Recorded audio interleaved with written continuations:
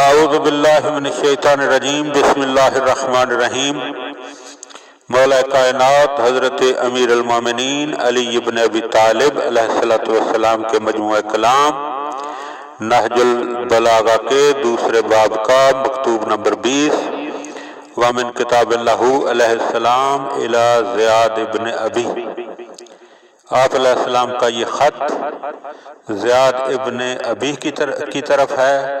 وَهُوَ خلیفۃ عاملہ عبداللہ ابن عباس علی البصرۃ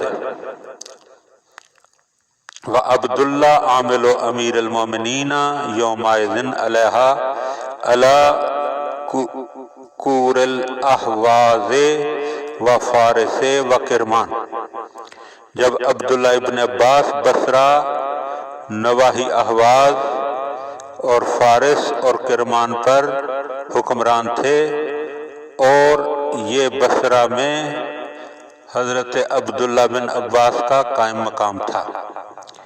انی اقسم باللہ قسما صادقا، میں اللہ کی سچی قسم کھاتا ہوں، لئن بلغنی انکا خنت من فیء المسلمین شیئا صغیرا او کبیرا، اگر مجھے یہ پتہ چل گیا کہ تم نے مسلمانوں کے مال میں خیانت کرتے ہوئے کسی بڑی یا چھوٹی چیز میں ہیرا پھیری کی ہے،